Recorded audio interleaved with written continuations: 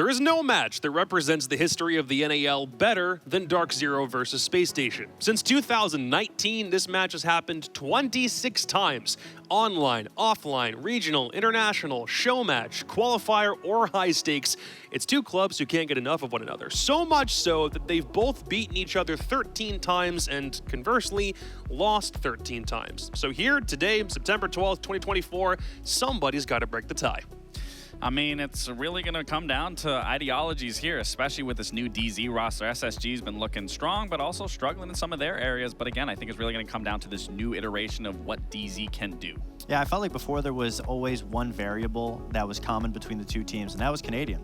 And now neither team has that variable. Neither team has Canadian. Oh, that's crazy. Neither team has it anymore. So SSG DZ is going to be it's a brand new SSG DZ matchup. You could say throughout time too, with both these teams and their iterations of their rosters, is these were the two teams historically that played very methodically. Like, you gave them map control, you didn't throw a wrench in their setup, you were going to lose that. Sure. And SSG and DZ were always known to play that, and now those styles have kind of changed. Well, we haven't seen exactly what DZ has, but SSG has certainly changed. Yeah, I agree. Both teams used to be very strat heavy. You let them set up and they're able to execute. But I also think that this is the first stage where both teams don't play like that. SSG beat DZ to the curve of that. They're very fast, very aggressive, very methodical, slowly been getting better and better. Whereas DZ, this is the first stage where everything's in the palm of Nave's hands, and obviously week one did not go how DZ wanted.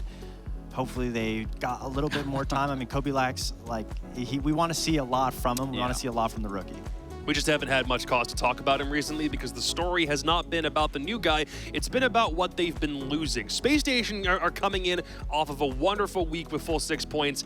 DarkZero only had one game to play last week, and they lost it 2-7 against the Sonics on Skyscraper. That's how they open up their campaign. And even though it's only their first game, we're still kind of trying to figure out what the hell happened. Yeah, I mean, it's kind of a situation of the good, the bad, the ugly, right? Yeah. And the best case scenario, so we're going to start with the good. The good thing about this roster as a whole is these are all strong players. Obviously, introducing Kobilax from the T2 scene, he's an up-and-comer, but the four of them are phenomenal players. But the good thing to take from this is that they only played one game. Obviously, it wasn't a great game by any means, but it's still one. And they don't, sometimes you gotta shake off the rust. And the good is that there's still plenty of stage left to go. The good is there's still tons of stage overall. The bad part of it is obviously what we saw yesterday. It did not look good. It did not look like DZ learned anything going into this new roster as a whole. Obviously, you can see from their previous stage of last year, they went they started out losing 2-1-1, obviously to Los, which was at the bottom of the barrel, and then immediately following a loss against M80. So that doesn't look good, obviously, what we saw yesterday. The ugly situation is obviously a 2-7 again. Once again, we got to hone in on this. If this team can't perform, it's not going to look good for the future. It's going to look ugly, no pun intended. And especially with Nave that we talked about coming into this roster, making that difference. The thing is, it doesn't matter. Sure, yes, Troy left, but your IGL is only as good as the players behind them. And obviously, we talked about Pamba, we talked about Bolo, we talked about NJR, Nafe even having experience. Regardless of Nafe bringing into this roster, all four of those players can individually step up and find success, and introducing Kobilax to the proper fundamentals of how DZ needs to be playing. And having such a big gap, a 7-2 on a map like Skyscraper, which should play off of the side of DarkZero because of the slower paced players that they have. It is a very confined map that relies a lot on teamwork, a lot on slowing down and stalling out teams. To lose 7-2 isn't just mean that you just lost gunfights. You lost strategically. You were unable to hold positions. Of course, it was against a very fast and aggressive SQ, and they haven't had much time to get things together. But obviously, losing that bad just shows that it wasn't individual performance. It's all about the team not being ready or where they need to be for this stage. Well, yeah, we're already doing a whole bunch of big picture focus right now about where DZ is meant to fit in the broader NAL picture, but we haven't even really talked that much about the new guy quite yet. And we got Kobilax and his new best friend NJR on the line before the stage started to give us a preview of what we can expect. Hey guys, I'm NJR and I'm the support player for DarkZero. Obviously, the big thing is the Troy change. I think a lot of people were surprised by it, and obviously Troy had some things to say. Whether they were completely true or not, the team felt like it was time to go in a different direction, basically. I think Kobe has fit in very well. I'm experiencing for the team for like a week and a couple of days now, almost 2 weeks now, I'll say, yeah. To be honest, we're just scrimming every day, just grinding the scrims, double scrimming even. He has slotted himself in as a player very well. His aggressiveness has also been huge for us since it's been a thing we've been lacking in the past. Well, we just expect it to be like more of an aggro team, I guess. Like, you know, more firepower, like more floaty in a way. Just floating. So we're just floating, new DZ. Obviously a big change transitioning away from Troy, but I think Nafe has been amazing for us. I think as an IGL, he's very talented and has surprised me in terms of what he can do as like a primary IGL. How would I describe DZ playstyle in one word? A floating playstyle, we're just floating. We're all shooters on the team, you know, we all can shoot our guns. We can all see fights, we can all just float. Our rivals are the Sonics, easily. I think they always have been. I would say C9BC, you know, my boy Diffuser's on the team. I'm trying to play him. That was like my duo on MB, and now I get to play him in Pro Leagues. It's going to be fun. Contenders to win the league would be us, SSG, Sonics. I think those are the obvious ones. I think all those rosters have a ton of experience and in the past have been very strong. Maybe not so much Sonics recently, but adding their new players I think will push them forward a bit. The goals really see this season, it's just, I mean, it's just in the roster, new play style, you know, that we're just kind of getting used to. Our goal is just to improve for the major, you know, like we want to improve, use this stage to improve as a team, new play style, you know, I'm a rookie, new player. We're just getting ready for the major. Lots of people will be doing direct comparisons on Kobalax to the player that they just had on their team not a couple of weeks ago, but even if they're not playing the same roles, we're still hopeful that Kobalax and the rest of DZ can have a good start to their stage sans the first game. Yeah, and obviously Kobalax, I mean, I think the takeaway for him is he wants the team to float, the whole team to float. a lot of floating. A lot of floating, but more specifically, who we want to see float is Nafe, because NJR obviously credits him that he is a young, prospering IGL. They have a lot of faith in him. So hopefully we can see that this week, because they only had one game to play last week. There's a lot of promise on the shoulders of this roster. We just have to see it come through. Hoping a little bit of that 2022 M&M magic that got that team all the way to Berlin can come into this DZ roster and figure out a way to get them back on land stages where they belong.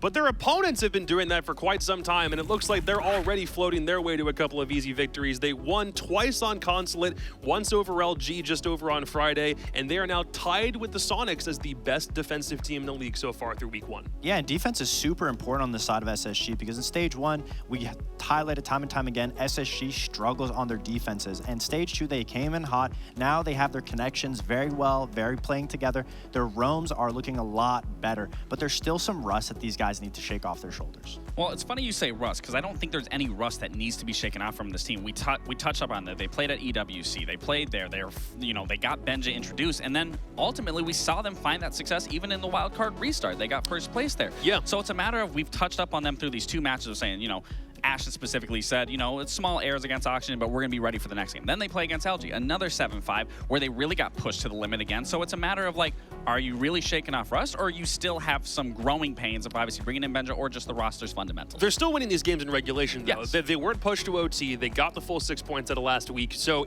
Fox, if it's not rust, is it fundamentals? Is it getting a new player, acclimated? What's the deal here? I think it's just about biting off more they can chew. At the start, their issues were not even getting defensive wins. Now they're getting the defensive wins, but it's taking them time to close out these rounds. Here's a round that shows you exactly what the issues as Rust is. They are doing an admin hold on a Visa bomb site. They get the first pick, they fall back, and here's what we like to see out of SSG. They roam together to hold Projector, to hold Long Desk, and they end up retaking into admin to try and get another pick. So now they have already found a pick elsewhere. It's a 5-on-3. You bid off enough. You don't need to keep pushing. You make it a 5-on-2, even better. Let's slow down. Let's secure this round out. SSG still overholding. Of course, Silent makes a big play, but that play is only possible because SSG let them. And that's what I'm talking about, is shaking off the rust. Of course, they end up closing out the round, thankfully, but that's what I'm talking about with shaking off the rust. They're getting their advantages, they're getting the positioning that they need, but then they don't know when to stop, just lock down what they have and secure the wind out. There's still little mistakes coming that comes from identifying the round, the end game round, and that's what they're not doing consistently yet. But I think that does come down to the fundamentals, though, of just realizing, hey, we're in a man advantage. Let's fall back. Let's be able to just play the trade game. So regardless if we're in a 5v2, we trade that out. Now we're in a 4v1 and just leading back to that. Because the thing is, and that I can't give them full credit, is we've seen two maps be played in the exact same map and nothing really being learned, that you're still going 7-5, both rosters played aggressive, and you still have an end result of 7-5. I need to see better improvement going into this matchup. It's the sort of situational awareness that just comes with more time spent with the team and the server, right? Yeah. I think that, but also at an individual level, like any individual player in that situation when you're in a man advantage can easily call and just be like, hey, play off me, play with me, play together. Chalet for this map. Ooh, we were looking for a Chalet on map 1. It didn't happen. Now it does here, and DZ save SSG from going to Consulate 3 times in a row. This is actually a really good map for both teams, actually. I'm actually a little curious to see what DZ is going to do differently than what we've seen them approach this map, especially with Nave being now this IGL, and Kobe Lack specifically saying that they want to be more aggressive.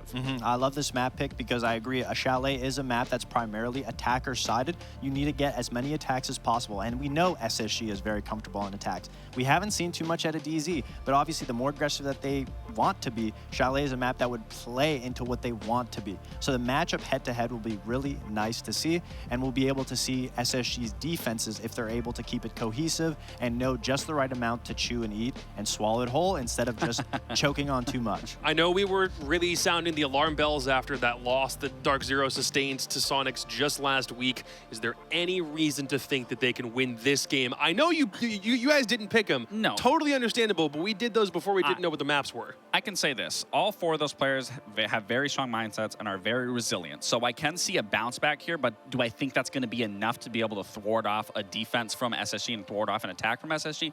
Absolutely not. I'm not convinced by this roster yet. I agree. I mean, the map play, what DZ wants to do, yes, it's both aggressive playstyles, but what DZ's players individually, their playstyles are very slow, and it takes an immense amount of time to swap your individual playstyle. So I don't know if that's something that can be accomplished within just 2 weeks, 3 weeks of practice. It's not even just playstyle, it's also mindset. You have to completely rewire your brain and be like, okay, it's not slow. I should take this. I can't waste time here. Whereas before you can be like, all right, I can use this time. I can work with my teammate. Where now you really got to get in the face of your opponent and really bring it to the game. You remember what Troy said in that winner's interview after Sonics knocked off DZ? He's like, yeah, DZ didn't really change anything, which is why it was so easy to beat them.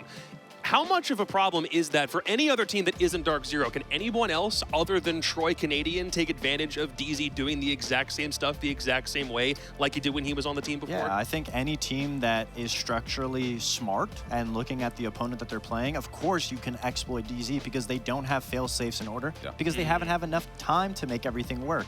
So they're just trying to get everybody situated with their new player, and they're also trying to change their IGL whole fundamental system. I expect to see the development of DZ change as this game starts, and then obviously throughout the rest of this stage. Fair play. Well, can DarkZero conjure up a couple of other fail-safes to get them back into this one? Can Spacestation join Sonics and become the next 3-0 team to maybe make it to playoffs? Who will break the all-13 tie? Who will win NA Siege's El Clasico? Parker Mackay and Jesse Chick have all the answers. Well, it's very much a different look here, Jesse, for this DZ team, but for SSG, all things are going about the way that they should. DZ obviously had some issues last week, and that SQ game is probably a pretty big black eye that they're going to have to wait for that bruising and swelling to disappear from. But up against Space Station, what are your thoughts on this particular matchup? Mostly, I'm just excited. Jacob asked a couple of questions, tossing us the game. He said that we had the answers. I don't know if I do. We'll find them out together, I suppose. But the one question that I think needs to be asked more than any other is what is better? Is it better to float or to crank? And today we get to find out the answer to that question. So, as we get back into it, a storied legacy, DarkZero versus Space Station. I'm really excited. This should on paper be a close game. We should have two great teams going up against each other, giving us a great matchup. But I gotta say, if DarkZero show up the same way they did last week, this game won't be close. DZ need to have improved since the last time that we saw them. We'll get right into the operator bans. 3 off the board already. Ying, Dokkaebi, Azami, and the last one coming out here, we'll find out, Valkyrie. These bans were really hard to predict. I did expect the Ying. DZ, it's difficult because last week they didn't ban Dokkaebi Azami like they have pretty much every game prior to Canadian leaving for almost a year now.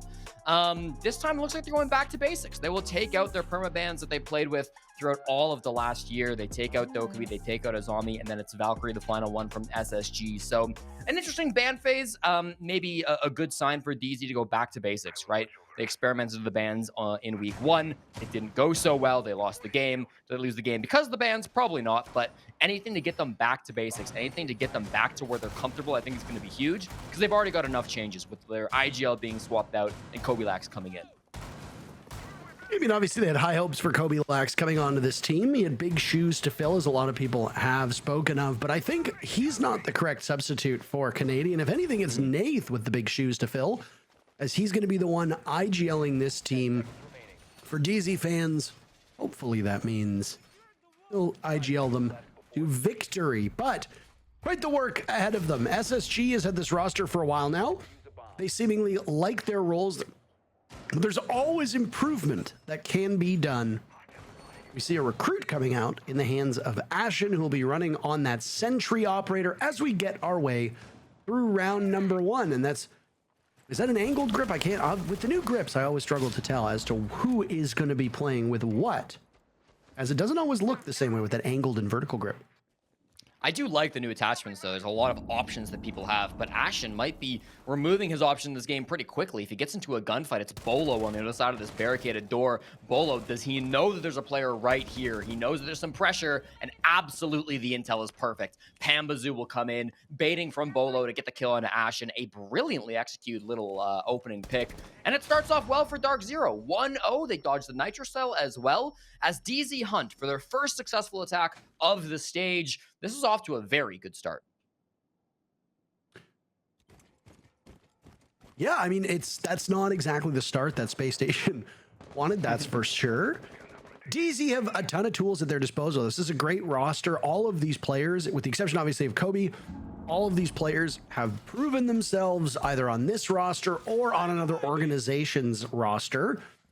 The question that falls onto DarkZero is the same one that's fallen onto all of the teams that Canadian has stepped off of, which is, what direction do you go in? It took Spacestation quite a while after losing Canadian for them to find their identity and get back into the swing of things. And I think it's safe to say this SSG roster has not hit those same heights as they did when Canadian was on the team. Will the same thing befall DarkZero? Well, if you're Nath, your goal is to ensure that does not happen. It's not all just up to the IGL, though. The rest of the team will have to pull their own weight. But a great start to round number 1 as we hit the final minute of action. SSG have no players below. Full solar control for DarkZero. They can go for a Monty plant inside of Master. This is a great positioning. Benja finally turns one around. Then as Monty gets aggressive, it's not going to be Master. He's charging into Piano. Takes a bit of damage. The Nitro Cell goes off to destroy their own shield. Forrest picks up NJR, and this round has quickly devolved. There's only 2 defenders left alive inside of SSG. DarkZero, plenty of time to play with. Can they slow this down and finish off these downs, or are they going to stall out with only 35 seconds remaining? The question becomes, are Benja and Forrest retrievable at this point? Fultz and J90 will need to be the 2 to make that determination, as Forrest looks like he might just be out of reach. Fultz, though, getting on the board, not really too concerned with his teammates, as it's down to a 2v2. The numbers favoring SSG. Forrest has now been picked up. Kobe Lax looking for a kill on a J90, and he will find it. Nave with one on to Benja. Fultz and Forrest still up, as Benja had bled out earlier on, and now the assault from Solarium will occur, as both Nafe and Kobe Lax are on so low HP, but Kobe firing back. Down goes Forrest. Fultz will need to clutch out. A kill onto Kobe Lax, and Nafe pulls off at the final second, but Forrest wins it, and he lets, well, you know what, hang. A bit of celebration in the server as Spacestation wins their first round in the first round of this entire series. Oh, Kobe's so close. Fultz is having a great old time. He'll jump on that disable now. Man, so close from Kobe to be able to make the hero play and save that round for DarkZero. He was floating, but he floated a little bit too close to the sun, and he got burnt. A great 1v2 clutch coming out from Fultz. A scrappy and messy round that did not look easy for SSG. Again, I really like the control that DarkZero had. It started with a great pick on the Ashen down inside of the basement. Then it was full solar control and full bottom floor control, meaning a plant was super possible. They just ended up bleeding a couple too many bodies. I mean, yes, Kobe was there for the refrags. Kobe did excellent in that round, but too many players weren't able to secure any kills. Bolo jumped to the piano window, wasn't able to have any impact. That big play coming out from Fultz, of course, the most important player in that round, with 3 overall from the very first round. So love that from Fultz. Beautiful to see it coming on out. I do think SSG, for a top floor defense, it's a bold choice, right? Typically on Chalet, you'll see, in ranked, you'll also see teams start with the top floor. For SSG, though, in competitive, typically you see games a little bit more often, kitchens a little bit more often. It is a 4 bomb site map. All 4 sites are very playable and can be very good. But especially with a zombie ban, I'm a little surprised that SSG wanted to go there right off the rip, because DarkZero seemingly had a really good plan for that site. They executed it very, very well. It just was the execute that didn't come out. The final couple of rounds, final couple of seconds, I should say, that didn't really go their way. We have another technical pause, as we had a few of these in our first matchup of the day. With this being a new season, there are bound to be some hiccups and some bugs that will be present. This is a new look of the DZ guys, by the way, as it looks like they are all in a facility together close by. It does not look like their usual bedroom cams that we've seen before. SSG obviously spread out all across North America. Benjamaster playing from the surface of the sun yet again. Good to see that things are so consistent with him. I know DZ have a facility out in Las Vegas. I wonder if that's where their players are at. I would assume so. That would be my guess, but I haven't actually heard one way or another. And Benja also, obviously not from North America, of course, imported in from Denmark at the start of the summer off season. He's playing in a place with a lot of SSG chairs. I wonder if he is in some kind of SSG headquarters as well. I believe they're based out of Utah. So some West Coast teams coming out here trying to play playing Rainbow Six Siege. But it seems as though we're going to take a quick break as we get these server issues figured on out. So don't go anywhere. Spacestation versus DarkZero will conclude right after this.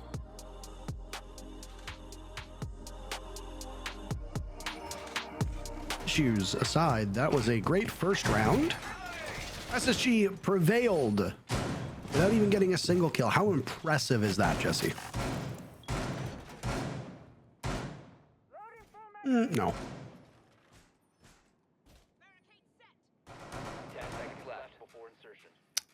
Yeah, Parker, I mean, something tells me that there were a couple of kills in that last round. However, I don't think that the stats may show it. That's okay, though.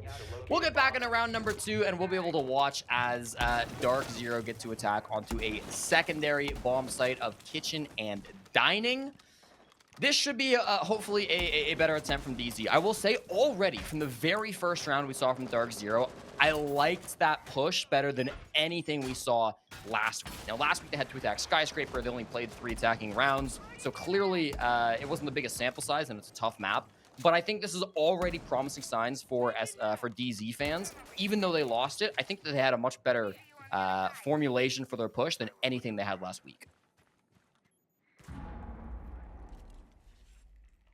Waiting on this flank drone from Kobilax as he droned himself into Big Garage.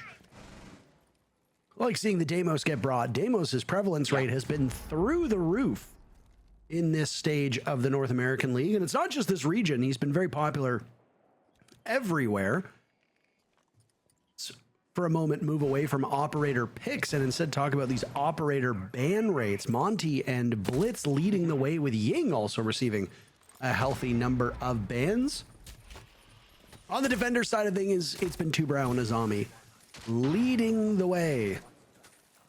Obviously, with these shields being as strong as they are, won't necessarily see them as often in this matchup, but they are always a good choice. Halfway point of the round, and the Bees are swarming J90.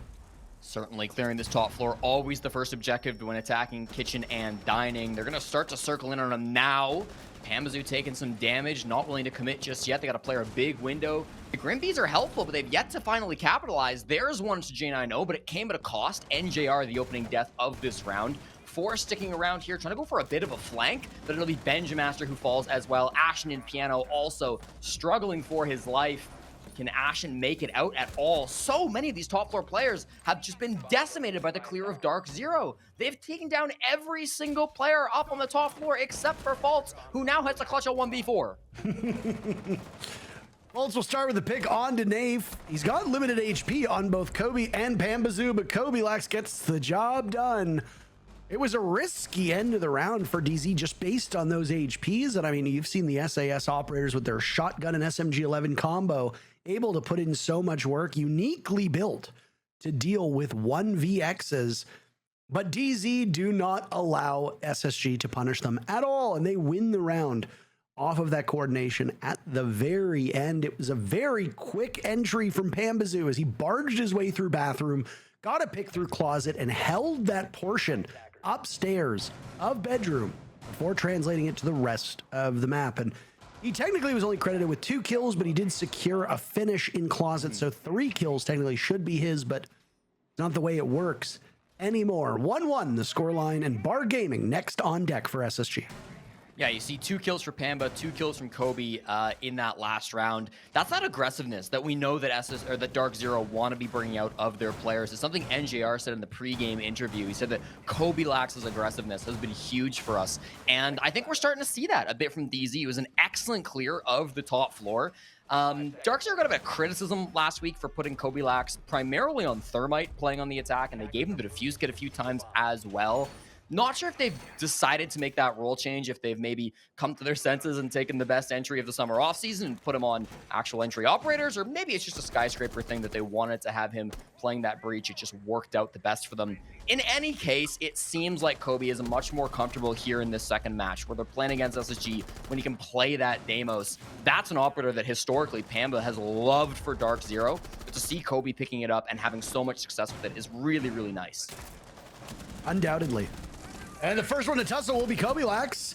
As he and Ashen toil, Ashen has to get out of there as quickly as possible, hunted down by Grimm's gadget, and Pambazoo will be in pursuit. But he's swung on by Benja, as they didn't realize on DZ's side of things that Benja was over in bathroom, and he jumps out and gets Bolo as well. SSG laughing about that one. Ashen has plenty of time to type as he's bleeding out in the hallway. Gets picked right back up. Nafe and NJR now. That's all that's left for DarkZero. Benja hasn't relinquished control. He's got that rotate, and NJR can get baited in. Benja loses the fight. NJR wins. There's no follow-up from Ashen. SSG have given up control of Piano, but they know that NJR is creeping up ever closer as the Banshee gives his position away. Towards the door frame now, Jiggle peeking across. A nice line of sight onto Fultz. A smoke will cut off some line of sight. NJR could have had a kill, but we'll go for it as we hit the halfway mark, and he seems to be in a bit of a stalemate in this position. Now's when we get to see, do SSG bite off more than they can chew? It's what Fox was talking about in the pregame desk. They will down Nafe. He might be able to get picked up. Again, plenty of time. Never mind, he's dead. That's going to be a great round from Spacestation, and I love the restraint in that 5v2. Yes, they lost one, but one thing that was criticized from SSG, from the analysts on the desk, was that sometimes when they were in that massive man count advantage on the defense, they would overswing. They would get ahead of themselves. They would get a little bit cocky, and they would lose their lives more so than they needed to. They would allow the attackers a path back into the round. They didn't do that in that round. They sat behind their shields. They sat in their power positions, still on the top floor maybe, but with rotations back to site, whether that's the site hatch in library or whether that was the stairs. They had a lot of ways out should they have needed them. Like that a lot from SSG. You can see how good it was. And again, we're seeing Kobe have a lot of impact. In the second round, he was massive for their clear of the top floor. When he's not there, you can feel his presence missing. He's the first one to die. They can no longer find those opening picks and clear out the roamers. So that's something DZ needs to really keep a handle on. Keep Kobe alive so that he can win more of these opening gunfights, so that he can have a factor of clearing out these aggressive roaming players. You know, yet last week he didn't survive even a single round. He died every single round on attack and defense. He survived one round so far in this game, but he's going to need to boost that survival rate a little bit higher. J90 wants an early pick here. 15 seconds into the round, he cannot get the job done. Put a Pamba party for DZ. Pambazoo's had an excellent start to this matchup, and with it, has kept DZ in the fight. And Kobe Lax actually both with the exact same scoreline at the moment, but while Kobe's kills were used to secure a round, it was Pambazoo's used in a previous round just to open things up. So entry kills versus exit kills, some could argue equally important. Others would argue maybe the entry kills are there to just give you momentum early on in the round.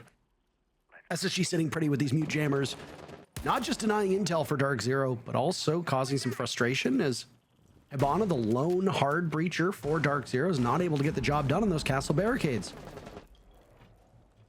So Nate's job here is to clear out the mid floor. He sees Ashen now on the Vigil.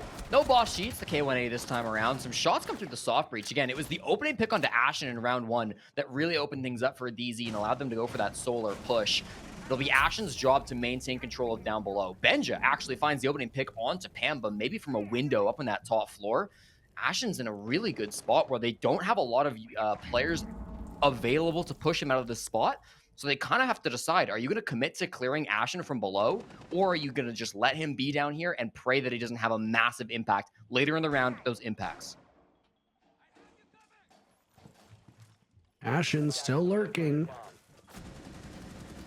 Down goes Ashen to Kobilax, so he's found out, and there's Nafe inside of the bomb site with control and 1 minute to spare.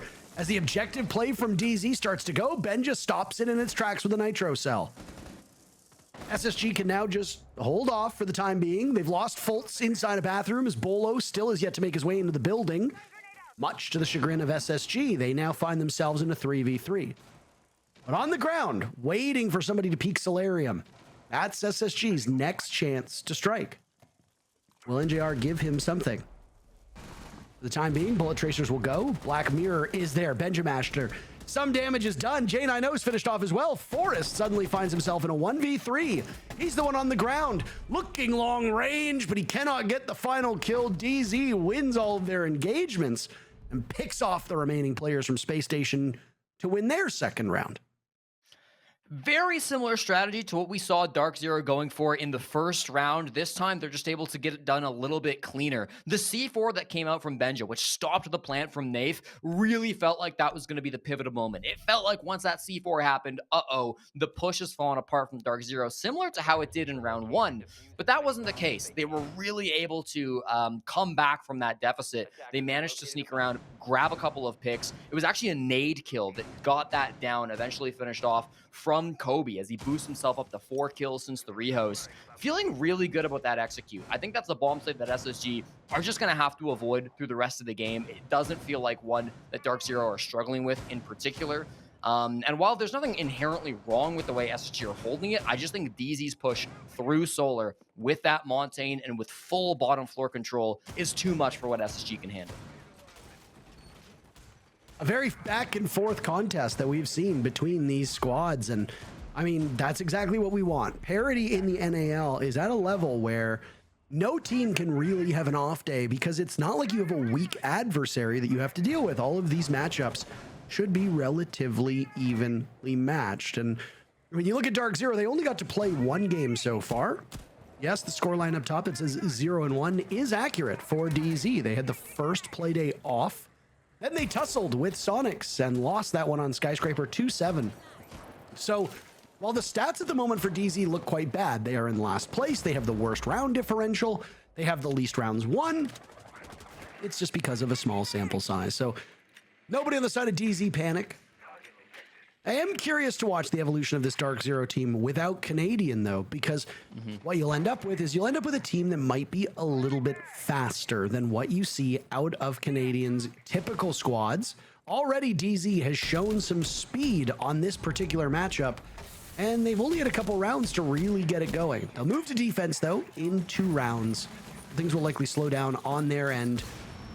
Trying to work their way now into Solarium. Fultz is in serious trouble on the stairs, dodging grenades as they're tossed in from DZ.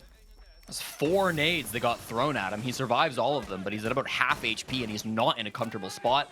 Again, Kobe's holding the angle from the basement, so if his Spalt goes too far down these stairs, he will get killed by Kobilax. So he's in a tough spot, but at the end of the day, I mean, he's still holding on to this. He doesn't need to move. They've used all of their nades. He's the one that can hold this with a shotgun. He's going to be favored if anybody tries to swing in. I don't know what the best move is to actually clear him out of this position. Maybe you could throw some bees at him, but you might just have to give it up and try to clear this top floor in some other way. And that seems to be the game plan from DarkZero. We'll see a lot of their players rotate over towards lobby. It looks like they might be trying to get that opened on up. The glass makes me think it could be a dining execute just because that's often how those glass pushes end up going for them. But we'll just have to find out. Now you're seeing these players like Bolo rotate around to other angles of the top floor. Faults is such a problem on those solar stairs that it's really making this clear very, very difficult. Kobe Lex, no! Unloads the sidearm, can't get the job done. He gets finished off by a bit of sloppiness. Benjamaster on the board. Forrest will follow, taking down Nafe. That's the Glaz and the Deimos out of action. NJR on the upside down rappel now watching over the windows, attempting to isolate these remaining SSG players. Pambazoo dies, so NJR will have to get off that position at some point and be a bit more of an active combatant. It's Bolo's turn to get in the building. He takes some damage from the goo mine as he heads his way on in and is shut down by J90 from above, and Forrest will seal the deal on the round. DZ do not have a chance to win this first half. They will fight for a 3-3 scoreline as SSG will pick up their third round and seek to close out with a lead heading into the second half.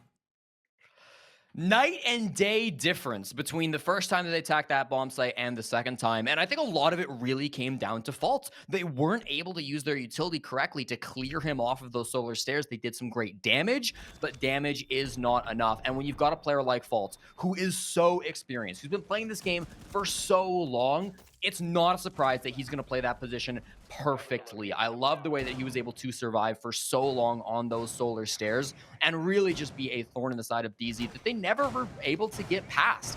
Then you saw Nafe going down as well on the glass, a very important execute operator coming out from DZ in that round, wasn't able to survive and just made it so nice for Spacestation. Final round now of this first half, and DarkZero looked like they were concealing their drones for a second here, but I don't know if you saw that. The numbers just kind of flip-flopped around on them. Yeah, that's how it works. Just wait till the prep phase ends. There. Ah, there we go. Okay, so they're back up. Bit of an odd one, that one. In terms of denial on the side of SSG, you've got a mute on the board, so that mute jammer will at least slow down the information that DarkZero can collect. That's obviously best case scenario. The other alternative is that it stops it in its tracks. There's a lot of denial that was brought from SSG in previous rounds. You saw those mute jammers were actually used on castle barricades, which forced DarkZero to either use explosives you couldn't use elsewhere or actually melee them, putting you in harm's way.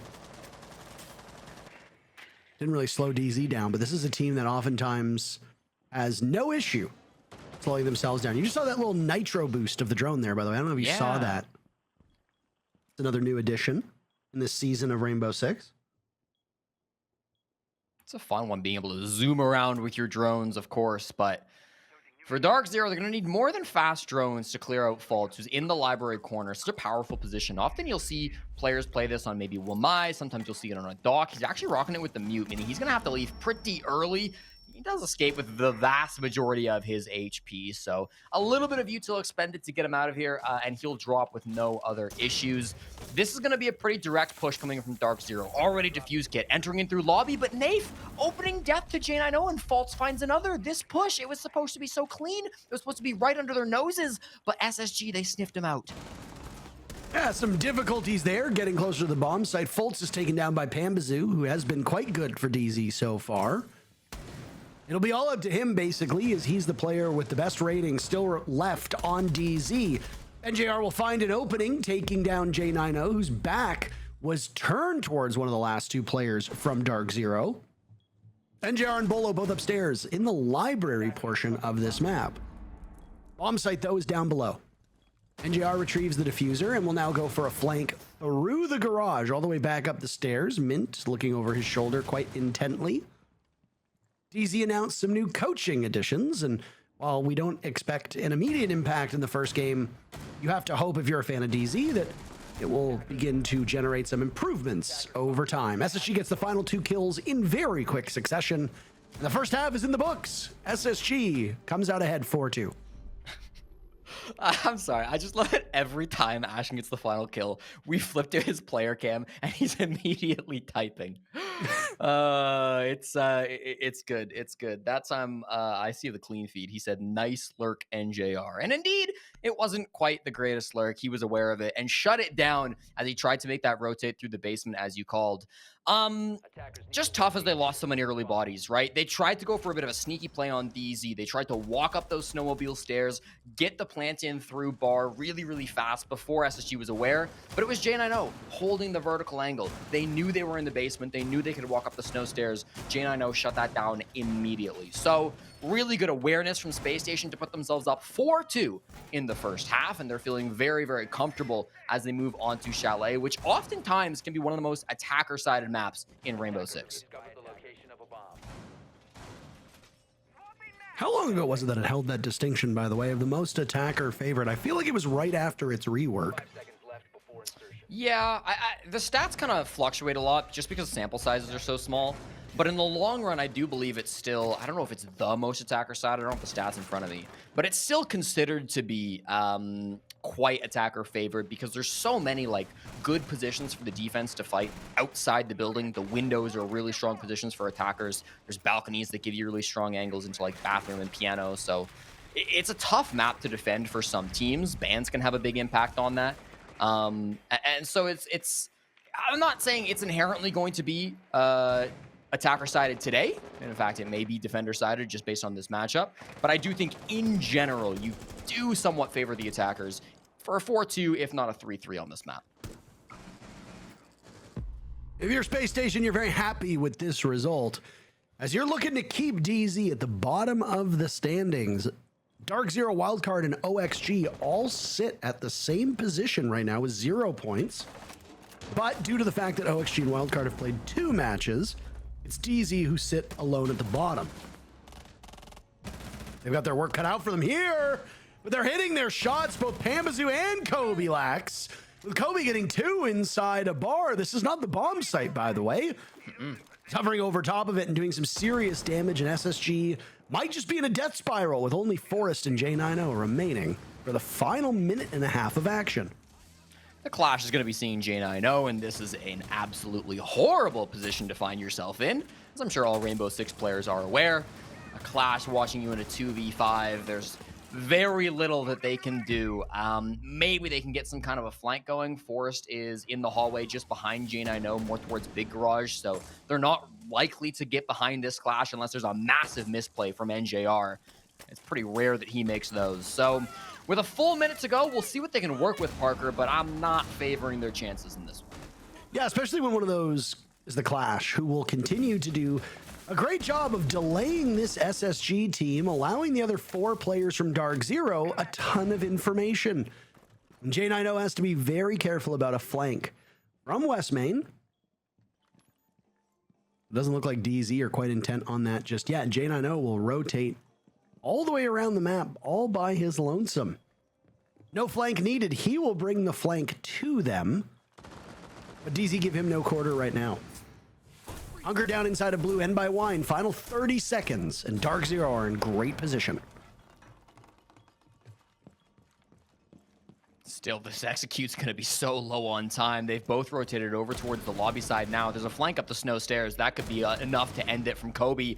Nah, he gives his life up instead. Forrest is ready for it, but still the man count seemingly unwinnable. Forrest, some nice shots, but the Clash will make this so scary. The Lamau from Kobe Lax, and finally Pamba for the final kill to come on out. I really got to credit Kobe Lax for his play earlier on in that round. The roam that he had inside a bar to find 2 big picks really shut the door on that round for SSG. It's incredible how good Kobe's aim has been because he's only been playing PC for about a year at this point. He started playing Rainbow Six Siege all the way back in 2016 on console. He didn't swap to PC until last year, and he very quickly rose the ranks through Tier 2. He's been finding some fantastic entries down on Makers throughout the summer, and now here for DarkZero, you're starting to see that incredible mechanics coming out from Kobe as well. Even last week, Kobe had a 100% headshot rating, which is pretty impressive. He only had 4 kills, so maybe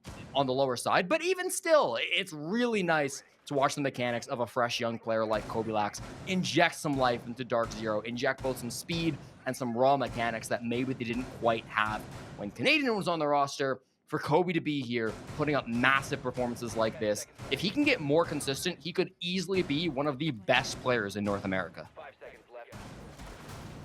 Well, he's on his way there right now, as Nafe is still looking for more than one kill. He's got 0 since the rehost. He got 1 kill back in the first round, if memory serves me correctly. So not exactly the ideal situation for him, but Nafe is not usually on those aggressive roles. He's not necessarily the person that DZ relies upon to light things up.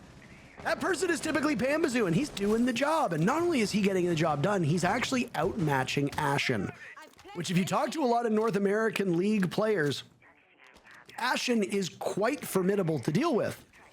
Ashen only with 1 kill himself at this point. So for SSG, very bad that one of your main aggro players has been struggling in the offensive department. Yeah, Ashen, hugely impactful for SSG last week. They're going to need him to come alive. He was 19 and 14 through the first week of competition. Now struggling a little bit more. I do think for DarkZero, again, getting more of these opening picks is going to be massive for them. They can start off with that advantage. That's where they've been finding the most success. Roaming around the map still, of course, the bomb site is kitchen, but we know how important top floor is. There's a pinch potentially going on in Forest here because there's a player in the library stairs that's going to be very difficult to get around. It's Kobe, who could flank up these stairs at any moment and make some big trouble for Forest, but I don't know if Kobe is currently looking at that move. Pambazoo wanted an engagement on that piano window. He's backed away. Now we hit the halfway point of the round, as DZ gave themselves an early advantage with that pick onto Ashen and have just been sitting and waiting for SSG to do the job that the attackers need to do. DarkZero starting off with 2 victories on defense would completely blunt the momentum of SSG. Kobilax saw the shield of the Monty of Forest charging on in. Now it's up to Benja to finish him off. Fultz technically is credited with the kill, but there was multiple players from SSG involved in that altercation. Now back upstairs, Space Station will go, but the bomb site's kitchen. So you've got to take control of this top floor. There are still some players from DarkZero lurking around, and once you can get that done, then you can focus on the bomb site. Massive pressure on J9O. It's going to be his job to stop the plant denial from above. It's full top control from DZ. So as the smoke plant comes out with Forest on the Monty, it's going to be a horizontal hold being played by both Benja and Fultz. Sorry, just Fultz. And then it'll be J9O and Benja up above to stop a vertical plant denial. We'll see how it goes. There go the smokes. Nafe dies, joining Kobilax. Fultz watching as Forest at the halfway point of the case. Bolo with 1 kill. More of the floor shot open. Forest can't get it done. No! Unfortunately for Space Station, they have not controlled that top floor enough, and DZ have struck gold. Diffuser now in the hands of Fultz, who picks 1 pick. Down goes NJR. It's Pambazoo in a 1v2. As Benja tries to find the Malusi, Fultz will once again go down, but the timer's at 0. If Pambazoo can knock them off their guard, they'll win, and they just get it done. Pambazoo has been so good, sensational across the whole game, but excellent in that round, and we've got a tie game at 4 rounds apiece.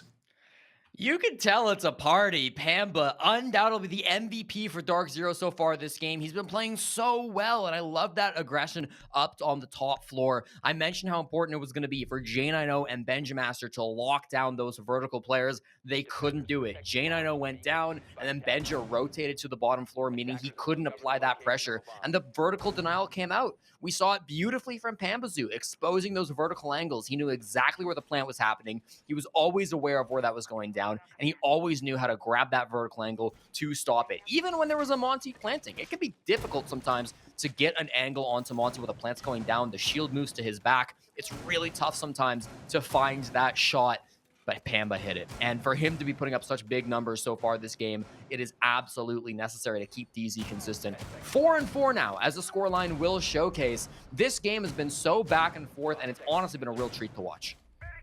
An error on our side, by the way. It shows Ashen with 3 kills up to this point, not just 1. I don't know if those are 3 just since the rehost or not, but either way, you cannot have Ashen doing as poorly as he is doing. Not that SSG relies on him. They brought in Benja to replace Iconic in large part because they wanted more killing. They wanted more aggression. Benja Master was able to be an entry on G2 when they won the 6 Invitational back a couple years ago, and they did it because of Benja's play. I mean, not just because of Benja's play, it was a team effort, but it was a huge part of it. So bring him into SSG. Well, that's good news for them on their aggression, but you gotta have Ashen finding that level as well. SSG now have lost the plot. They've lost that momentum. They still have time to make something work. You noted that this used to be a very attacker-sided map. If you're SSG, you have to hope that you can make it attacker-sided, because if the defenders have an advantage, that means DZ is the favored team to win this matchup. Jane, I know the first kill in the Monty will rush on in. Bolo somehow wins it. Forrest gets dropped. Bolo doing Bolo things. And DarkZero has now equalized in terms of man count. That's the reason many people consider him the GOAT. Unfortunately, finally traded out by fault. But I mean, he dealt with the Monty. That's the most important operator on the SSG lineup. It's the strongest attacker in the game. And with a 3v3 on the board, he might be enough for the team to lock down this defense. It's going to be Kobe, Nath, and NGR to hold this down. They are all near sight, if not in sight. Kobe's on the staircase, so a little bit off on the other part of the map. NGR returning the favor, the same line that Ashen gave him a couple of rounds ago. But this is going to be a strong site that they're going to have to crack on SSG. They don't really have much soft breach to play with. They don't have the Monty anymore as well. They're completely out of bees in the pocket of Benja. So what do they have utility-wise? They're going to have some smokes, maybe some flashes, and it looks like one Lion Charge to make this execute go. They've got 50 seconds to try to work a pick, but I doubt that opportunity is going to be given to them by DarkZero. This is going to be a late round push as the intel comes out from Space Station. They'll position themselves both around and above the bomb site, and then they're going to try to make it happen with what little utility they have. Could be a hatch drop, could be a walking through the office door, but whatever they do, it is not going to be easy. The crosses will all be held by DarkZero.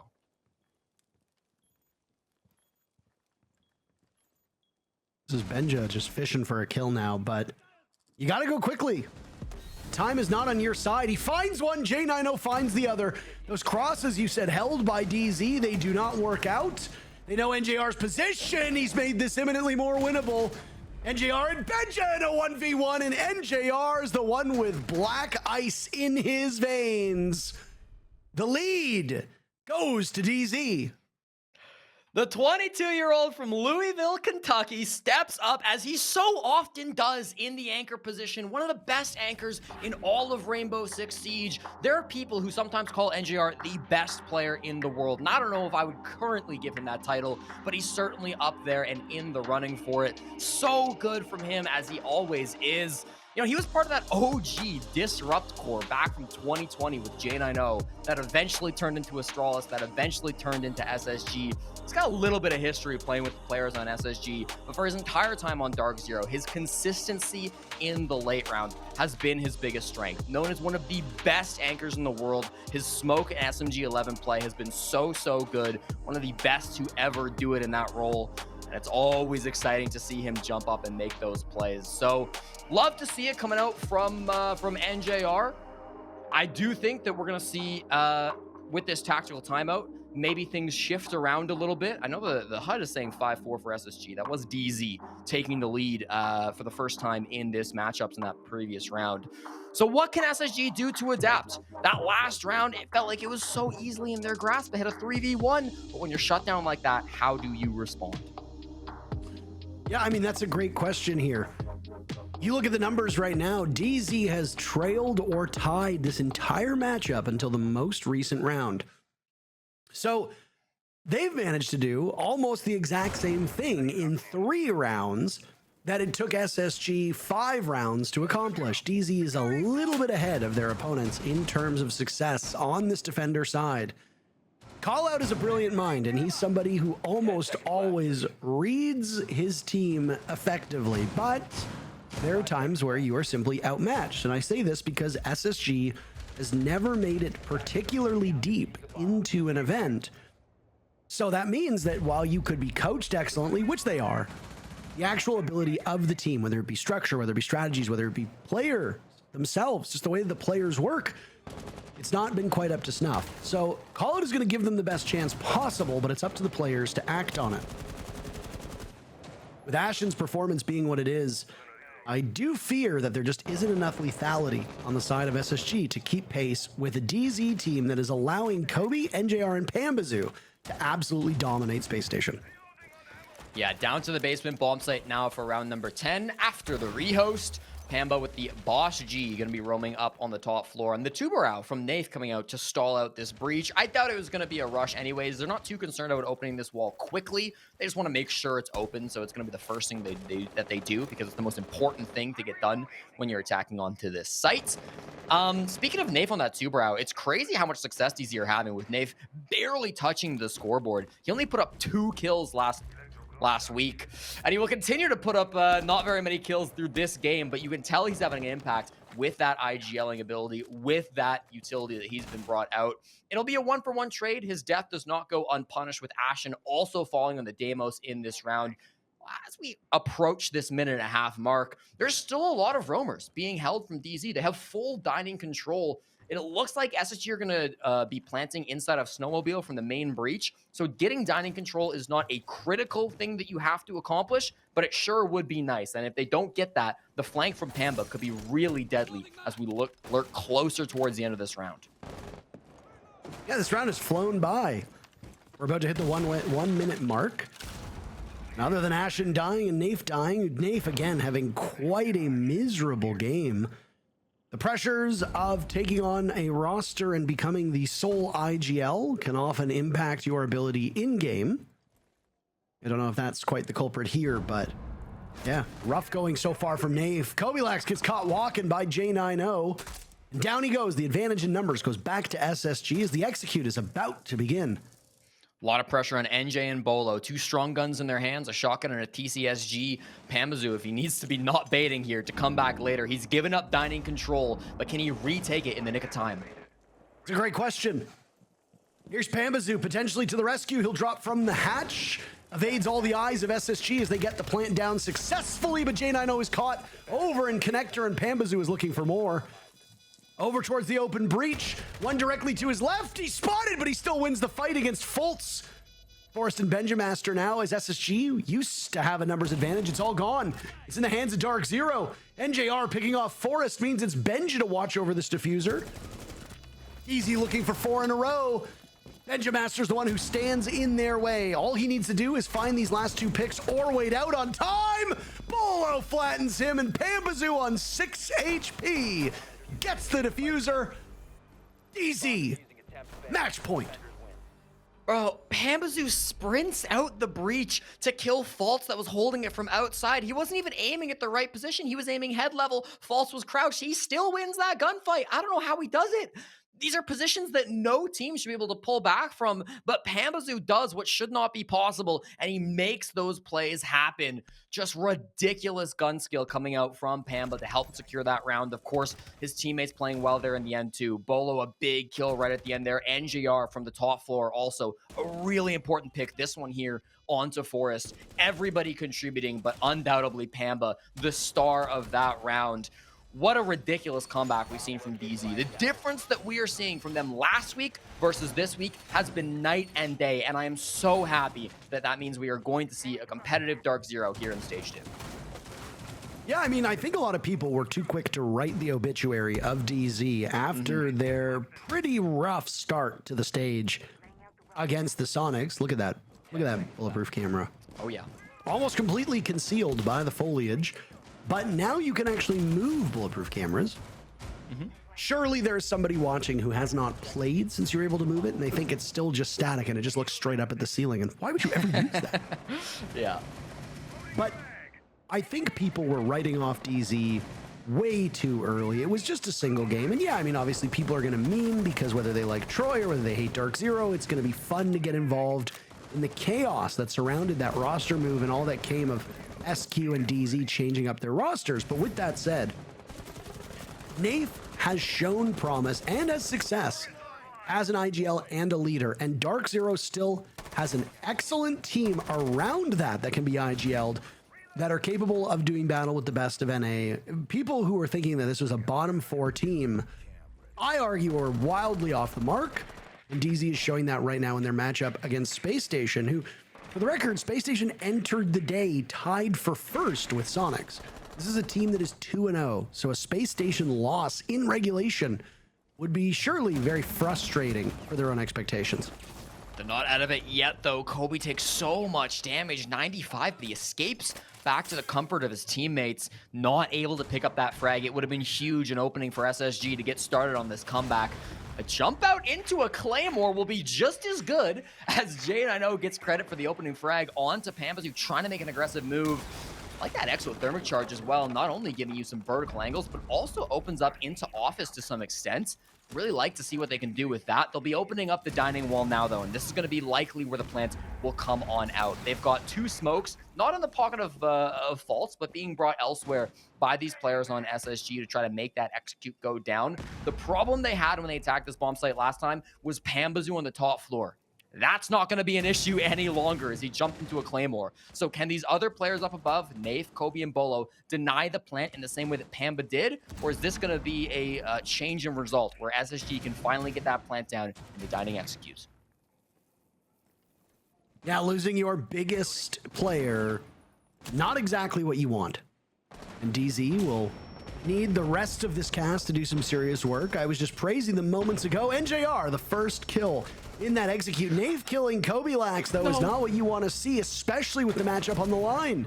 It's all up to Benjamaster now as the rest of SSG has been vanquished, removed from action. Nath and Bolo to win the matchup for DarkZero. They've got 30 seconds. Benja's on attack. He does not hold the diffuser. It's been surrendered over by Office and will need to be retrieved. Benj is attempting to fake them out. They'll run to the Zoto canister, which has frozen the doorway, and will give some information now to DarkZero as they continue to peel off, and Nath has a huge round. That's his first kill, he says. That's one. That's one. And that's all he needs. Sometimes the impact kills really are all you focus on. DZ wins 5 in a row. And the matchup is theirs. They prevail over SSG, Jesse. That they do. Fantastic play coming out from Nath at the end. Yeah, there was a TK in there as well. Maybe it evens out. But all that matters is the impact. And the only stat line that matters at the end of the day is the one at the very top of the screen. It will read 7 for DarkZero, giving them their first win, and I think it's safe to say they are back. We saw some much better play out of Kobe. Pamba played really well today, undoubtedly the MVP, and then some fantastic play from Bolo, especially at the end as well. Really brought it home from DarkZero. They should feel very good about that game. Absolutely. DZ showing that it just takes a little bit of time for them to find their footing, and they found it against Spacestation. We're halfway done with day number 3. We'll be back with 2 more exciting matchups in just a second.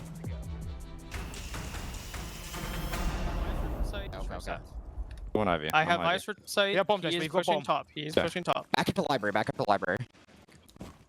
You guys are good. You guys are good. I can He's call when he's frozen outside. Ivy. He's frozen One at Ivy. a time if he gets I have your bomb. mez. I have your mez. Push.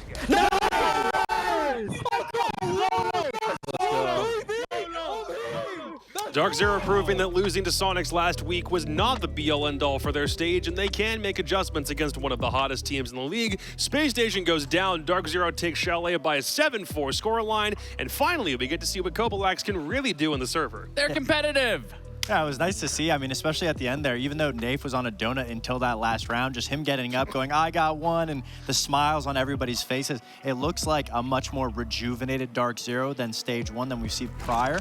Obviously, still some things that they need to work out on their attacks and on their defenses, but absolutely competitive day today, so you got to be proud of your DZ. Yeah, I think what ultimately led this team to have success, it came down to the bans. It was the Doki Azami. They went back to the original. I'm just completely playing. I mean, Kobe Lax specifically, and Pamba Party, NJR. I mean, all these players were having very clutch moments across the board. Yeah, we talked about Nate not having that success, but he is the IGL. We typically sometimes see the IGL not performing extremely well. But all in all, I mean, this was a very highly competitive game from DarkZero, far better than what we saw against Sonics. And really, this is convincing. This is what I wanted to see in the Sonics matchup, but that we didn't get to see, unfortunately. So I'm very excited to see the rest of these matches and what what DZ is going to bring and how they're going to change, because realistically, they played a lot faster pace of Siege than we typically have seen DZ. Yeah, but it wasn't all sunshine and rainbows. Their attacks were very split up. Yeah. Yes, it was faster paced in some areas, but on other areas, it was very slow. They were getting red. It was really their defenses that ended up them carrying them through. And I would almost say it was SSG giving the ability for them to lose these rounds and DZ capitalize on SSG's mistakes. And that's what I like to see, but it didn't feel like it was a DZ all throughout win.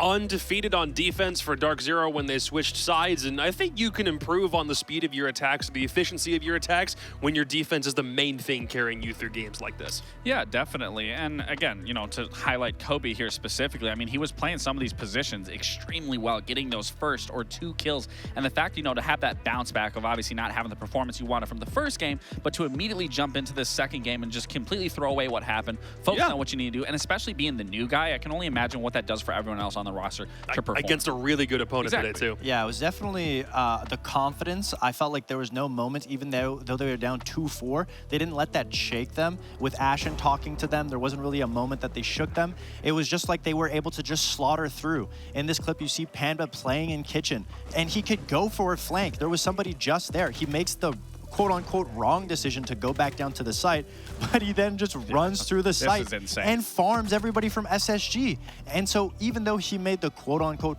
wrong decision instead of flanking, he makes the right plays by getting all of these kills to retake and get DZ this win. And also, that is a round from SSG that they should not be losing. SSG... Immediately after their tag timeout, that happens. We specifically highlighted with SSG that when they get rounds, not to bite off more than they can chew. The plant's down. Why is your connector player walking into wine? Why is your breach player surprised somebody's running out on him? We got somebody upstairs doing God knows what, and Benj is in the back. Like, what? SSG, just play for the plan. And this is exactly what I was saying, that I don't think this is a shaking off rust thing. I don't think this is getting used to the roster. I think this is simple fundamentals of understanding what is happening and putting priority in the spot where it needs to be put. Yeah, every game for Spacestation's either been close or a loss so far, and none of that is really the direction that they want to go in. But for DZ to bounce back after that Sonics game immediately into this one is a wonderful sight to see. And we got the rookie himself. Kobalax is in for his very first NAL interview. Dude, congratulations. Welcome to the big leagues, my dude. Talk to me about how this matchup went for you guys. So perfect defenses overall. We had criticisms about your attacks against SQ, but why was that defensive half on Chalet against this team as perfect as it was? I mean, bro, our defense been good in scrims forever, like on that map specifically. Like, I knew no matter what, if we were down 2-4, 1-5, we were going to flow on defenses no matter what, bro. Like, I knew we were winning that game on defenses. Like, we've been good at it against any team in T1. Like, I mean, we're just nasty on defense. I mean, we're all shooters. And, you know, on defense, you play make, you shoot. I mean, defense is just easy. We just float. I mean, we were just floating. You've seen it. We were floating. All right, I got 2 questions for you, Kobalax. 1, how you got your gamer tag, and then 2, what was it like stepping into that first match against SQ, obviously not having that result, but then immediately bouncing back today and having the performance that you even specifically had? I mean, okay, so the gamer tag, I mean, my gamer tag, me and my brother came up with it like 10 years ago, like before I even played Siege. Like, it had nothing to do with Siege or nothing. And like the bounce back from Sonics to this game, I mean, Sonics, you know, was the first Pro League game. First game in Pro League or whatever. I mean, I wasn't shaking or nothing. I'm not gonna shake against those guys. I don't think they're that good of a team. And like, I've been scrimming them for a while now. Like, you know, I'm not gonna shake against those guys or anything. I mean, it was just a first game experience. I mean, I really didn't even put any mind into it. I came into this game knowing I was gonna drop double digits. Default.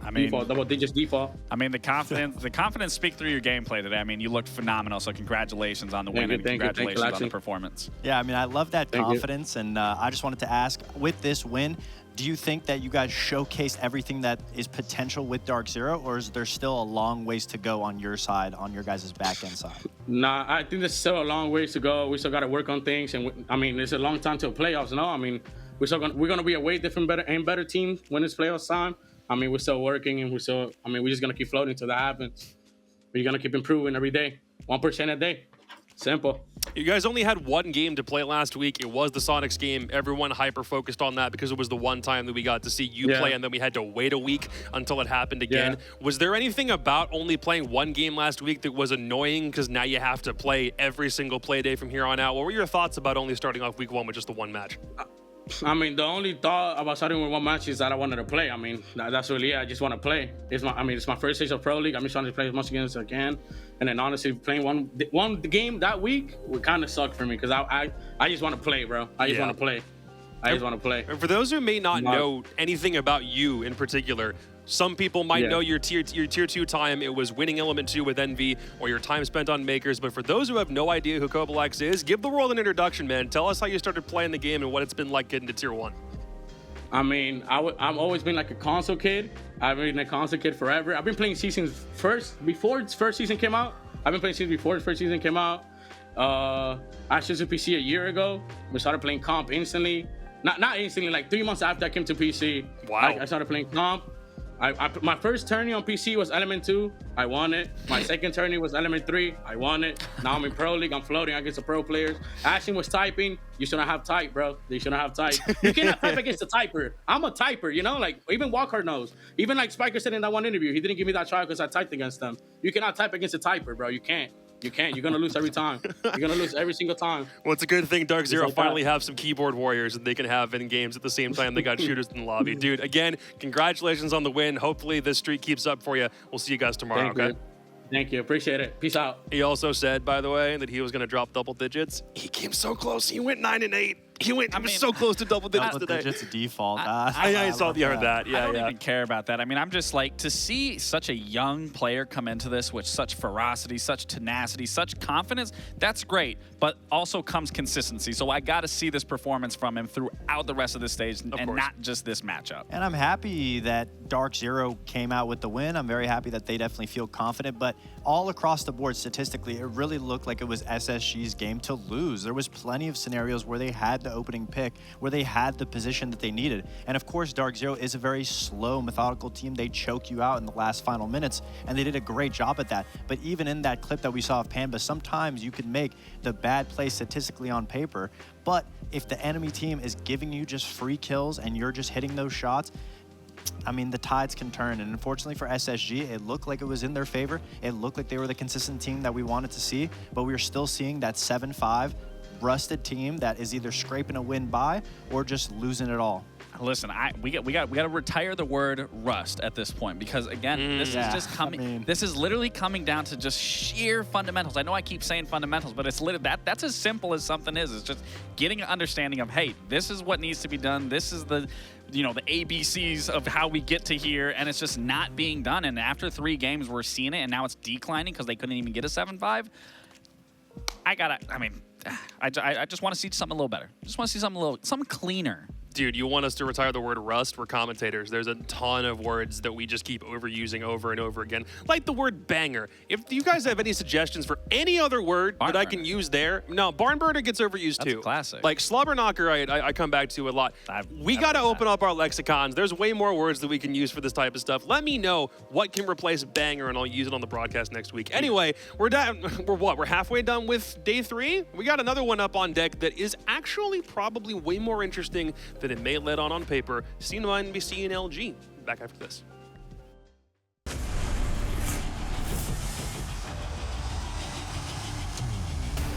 It's total calamity, total mayhem inside of the server. Out of nowhere, they find their round back into their favor. Holding up for the blood, the wave!